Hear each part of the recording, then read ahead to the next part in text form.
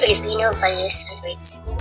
For generations, the Filipino values depicted in many textbooks had been greatly shaped by colonial interpretations, an important legacy of Rogelio Enriquez, father of Philippine consumer. Filipino values based on both indigenous, insider, and social science, exogenous, outsider perspectives. In Enriquez 2007, as cited in Clementel et al. 2008, Capua models value structure. He identified two Filipino values from categories surface values. The second one is tribal value, the third one core value, and the foundation human values. Surface values are further divided into colonial accommodative and confrontative surface values. Colonial accommodative surface values consist of property or dignity, utang na loob, gratitude or solidarity, and pakikisama. Companionship and esteem.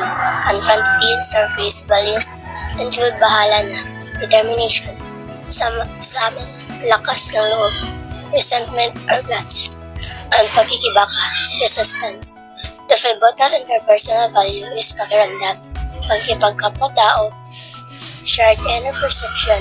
The core value is kapwa or pagkatao, shared identity, which means that the other values emanate from this.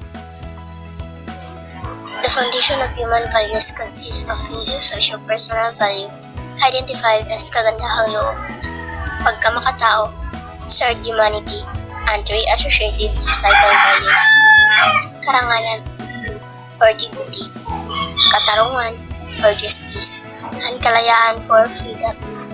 The Capua model is the theory that explains the modes by which Filipinos engage in social interaction. It distinguishes the levels of interactions that occur with people that are considered hindi ibang tao, one of us, an ibang tao, not of us, it also outsider.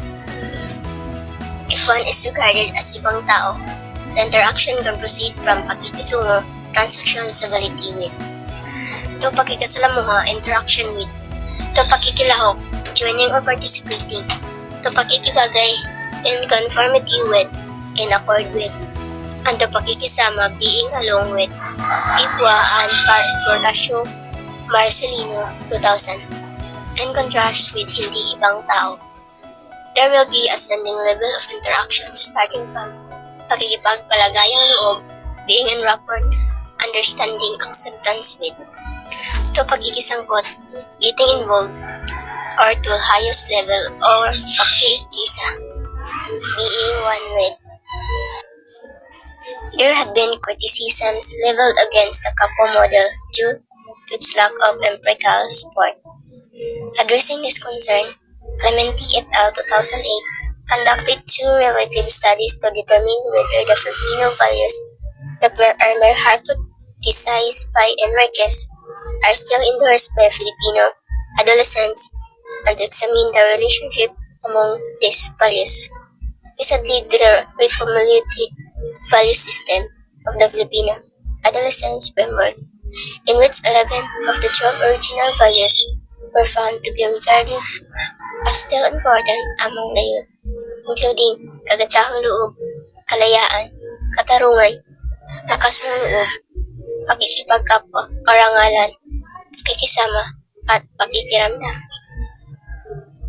While bahala na was dropped in the list, two values has been added in the list that include makadiyos and pagalang, as they are endorsed as important that includes makadiyos and pagalang, as they are endorsed is important. The alternative model also derived distinct dimension based on the proximity of values, using multidimensional scaling analysis, which is in contrast to the original categories of Enriquez. The use of the dimensions is aligned with the notion that values are not static and are subject to change. Dimension 1, x-axis, comprise cell tipunan dimension, while dimension 2, y-axis, is called ibang tao. Hindi ibang tao dimension. This is showing of the y-axis and the x-axis The y-axis is the sarili grupo to comprise the lipunan, while the x-axis is the sarili to ibang tao.